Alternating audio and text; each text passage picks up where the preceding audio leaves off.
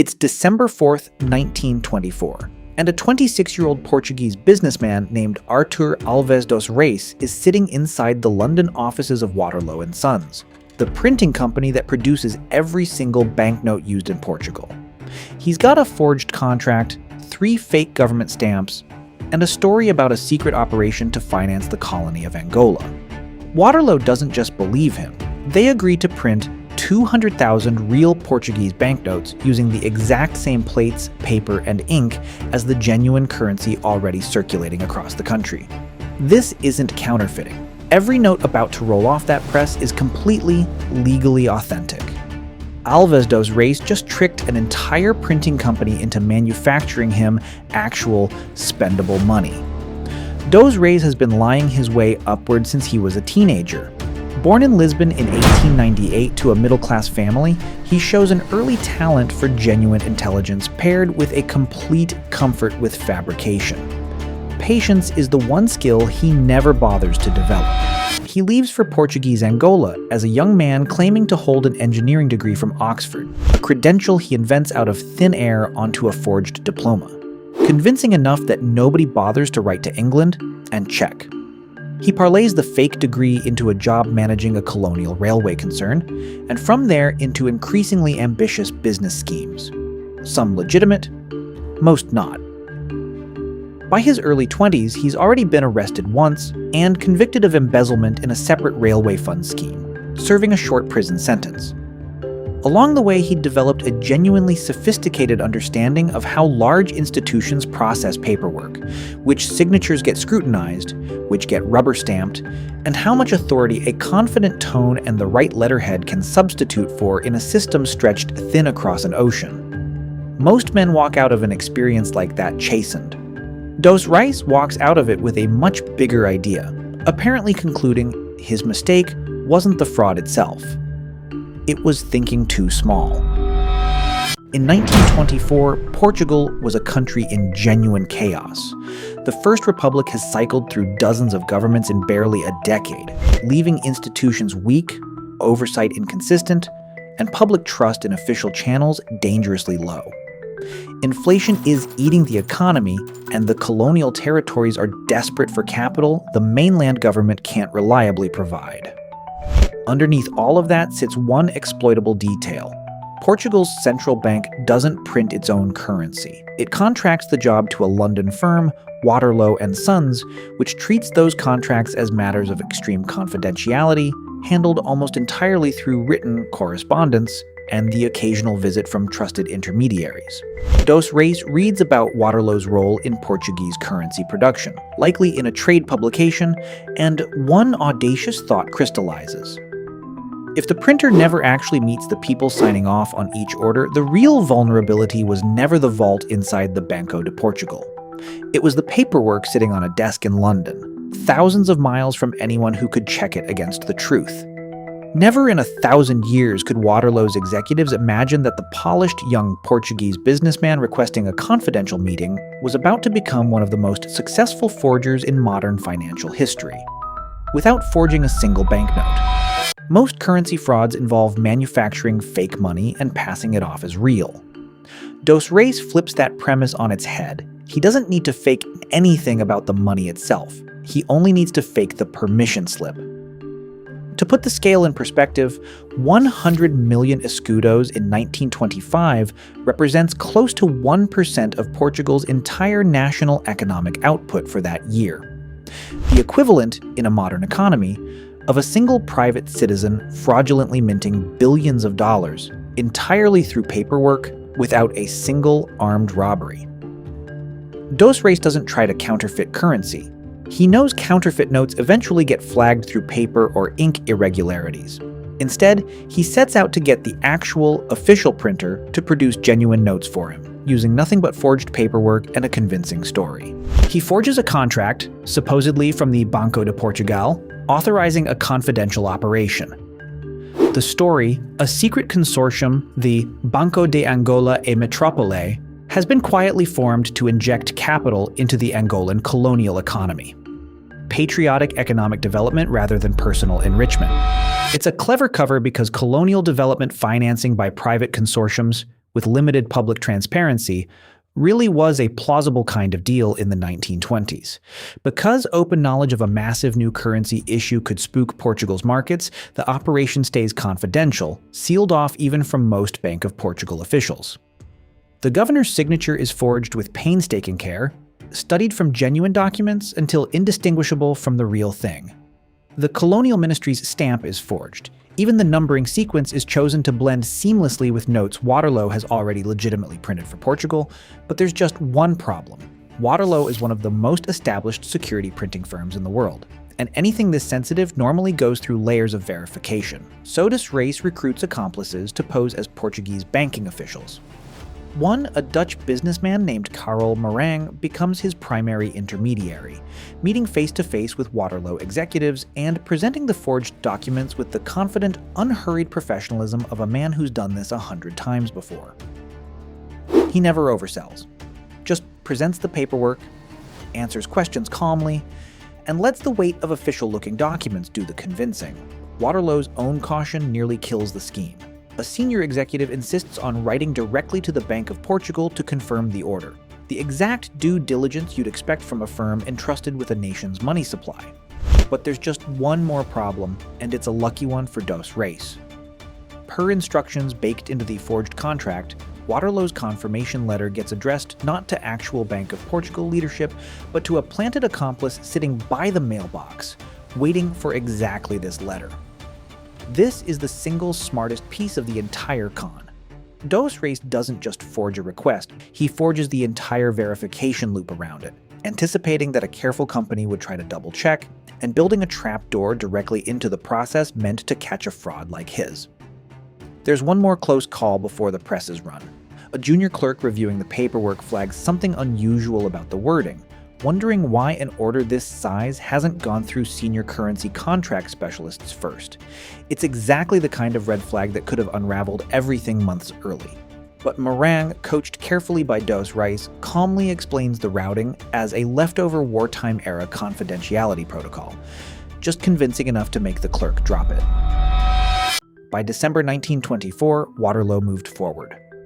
Over the following months, in carefully staged batches, Waterloo prints 200,000 notes at 500 escudos each, a combined face value of 100 million escudos, more than most legitimate Portuguese businessmen would see across several lifetimes. Every note is completely genuine. Same plates, same watermark, same security features as every legitimate escudo in circulation.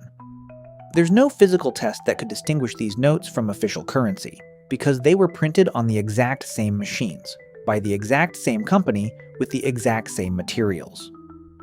Dos Reis now has suitcases filled with real money, indistinguishable from currency issued through entirely legitimate channels. The notes get shipped from London to Portugal in stages, moved carefully to avoid customs attention, and gradually funneled into circulation through his growing network of shell companies. The rollout is deliberately gradual, spread across months and dozens of transactions, to avoid the kind of sudden cash injection that might draw questions about a young businessman with no obvious prior fortune suddenly becoming one of the wealthiest men in Lisbon. He doesn't stash the cash and disappear, though, not ambitious enough for a man who just talked a national printing operation into handing him the keys. Instead, he starts spending, investing, and expanding almost immediately, laundering the money through a dizzying number of businesses. He buys real estate across Lisbon and Porto, purchases luxury cars, and funds legitimate-looking companies specifically to create a plausible paper trail for his sudden wealth, hiring accountants and lawyers who have no idea the entire operation is built on forged letterhead. Then he does something almost unbelievably bold. Dos Reis starts quietly buying up shares of the very bank whose printing contract he'd just exploited, the Banco de Portugal itself, with the stated goal of gaining enough influence to sit on its board. He's not hiding from the institution he defrauded. He's trying to walk directly into its boardroom. Alongside the bank shares, he keeps layering new companies on top of old ones fast enough that even a determined auditor would need months to reconstruct the picture. Textile ventures, real estate holdings, an actual commercial bank he purchases outright, each one adding another believable layer on top of the original forged authorization sitting at the bottom of it all. A man commits one of the largest currency frauds in European history against a national central bank, and rather than fleeing with the proceeds, uses those exact proceeds to try to buy influence inside the institution he defrauded. It's audacity stacked on audacity. A heist movie villain deciding the best place to hide is inside the vault he just robbed, except he's doing it in broad daylight under his own real name with his photograph in newspapers. For nearly a full year, the scheme holds. Dos Reis lives like a self-made industrial magnate, funding factories, expanding his shell companies, cultivating a reputation as one of Portugal's most impressive young entrepreneurs. Local newspapers profile him as a rising star, exactly the kind of self-made success story a struggling republic wants to believe in. He gives interviews, attends society functions, donates to civic causes, all funded by currency that exists on paper entirely because of a forged letter in a London filing cabinet. He purchases a controlling interest in an actual operating bank, using that institutional respectability to secure further loans from banks who see nothing but a rapidly rising young financier with impeccable paperwork.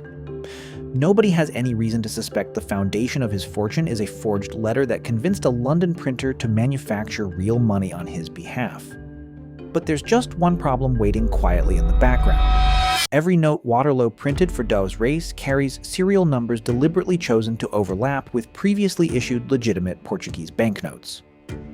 Somewhere out there in circulation, two physically different, equally genuine 500 escudo notes exist carrying the exact same serial number.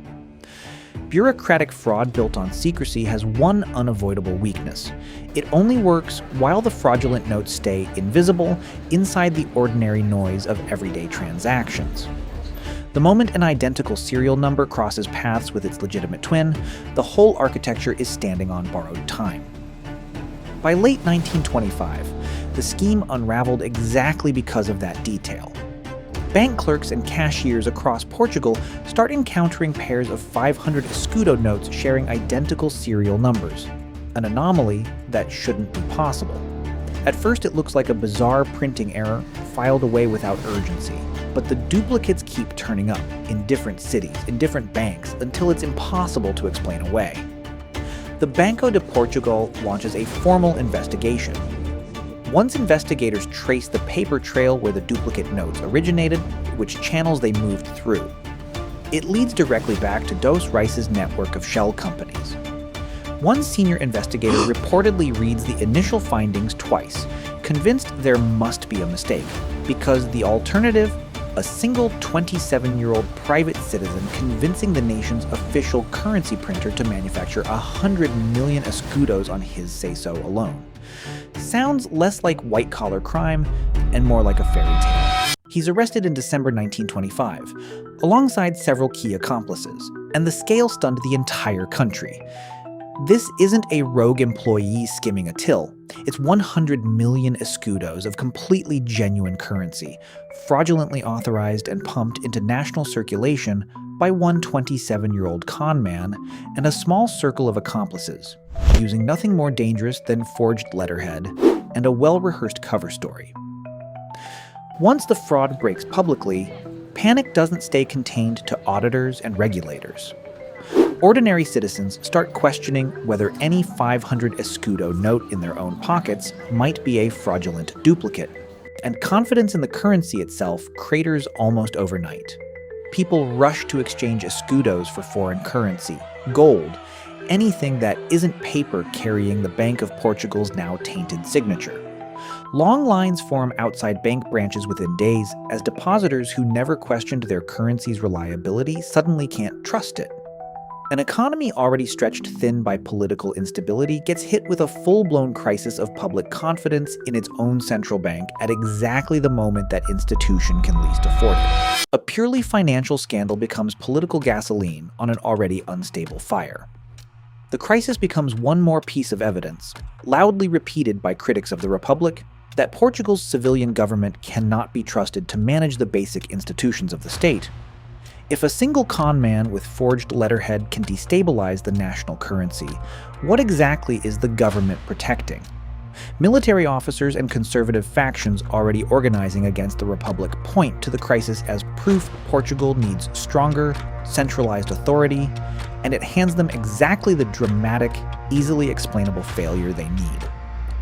Barely 5 months later, on May 28, 1926, a military coup overthrows the First Republic entirely, ushering in decades of authoritarian rule that will eventually crystallize into the long dictatorship of Antonio de Oliveira Salazar. One conman's forged letter to a London printing company becomes one of the contributing sparks behind the collapse of Portuguese democracy for the next 48 years. History doesn't do clean, isolated causes and effects. It does chains. Long, tangled, deeply unfair chains. And this is one of the strangest on record. A coup partly fueled by a scandal over money that was never actually fake. Dos Reis stands trial and is convicted, sentenced to 20 years in prison for what becomes known internationally as the Portuguese banknote crisis. Newspapers across Europe run detailed accounts, treating it with a strange mix of outrage and reluctant admiration. Reporters clearly can't decide whether they're covering a national tragedy or the most impressive heist story of the decade. At trial, Dos Reis reportedly shows almost no remorse, treating the proceedings with the same calm confidence he'd used to talk his way past bank executives and printing companies for over a year straight. He serves part of his sentence in a penal colony off the coast of Portuguese Africa, in conditions that leave him with permanently damaged health by the time he's released decades later. The man who once tried to buy his way onto the board of Portugal's central bank spends years afterward in obscurity, a far cry from the newspaper profiles and society functions of 1925. Waterloo and Sons don't escape unscathed either. The Bank of Portugal sues the printing company for negligence, arguing that a firm entrusted with the nation's currency supply had a basic obligation to verify orders more rigorously. After years of litigation, Britain's House of Lords ultimately rules against Waterloo, forcing the firm to pay substantial damages for failing to verify the very contract that let a conman from Lisbon walk out with 100 million escudos of genuine Portuguese currency. The case becomes a landmark ruling still studied in corporate law today. A reminder that trust extended without verification tends to be extremely expensive to take back. He dies in 1955, largely broke, his fortune long since seized, spent, or scattered across a legal system that spent years untangling how much of Portugal's real economy had briefly been running on money that should never have existed. It's a strange, almost anticlimactic ending for a man whose scheme briefly helped topple a government. No dramatic final chase, just a quiet decline into poverty and poor health, a world away from the private trains and society dinners of 1925. Go back to that December afternoon in 1924, a young man with a forged Oxford diploma and a prior embezzlement conviction, sitting calmly across from executives at one of the most respected security printing firms in the world, asking them to trust him with the equivalent of printing money, which, it turns out, is exactly what he was asking in the most literal sense possible. Waterloo had spent decades building a reputation for absolute discretion and reliability, the kind of institutional trust governments rely on precisely because it seems unthinkable that anyone could exploit it. Dos Reis looked at that unthinkable assumption and saw, correctly, the biggest opportunity of his life. He never forged a single banknote in his entire life. He just forged everything around it and let somebody else do the printing. So that's the story. And hopefully you walked away with something new today. If you enjoyed this, do me a favor and hit that subscribe button. It genuinely helps the channel grow, and I've got a lot more stories like this one coming. Drop a comment and let me know what you think or what topic you want covered next. Thanks for watching, and I'll see you in the next video.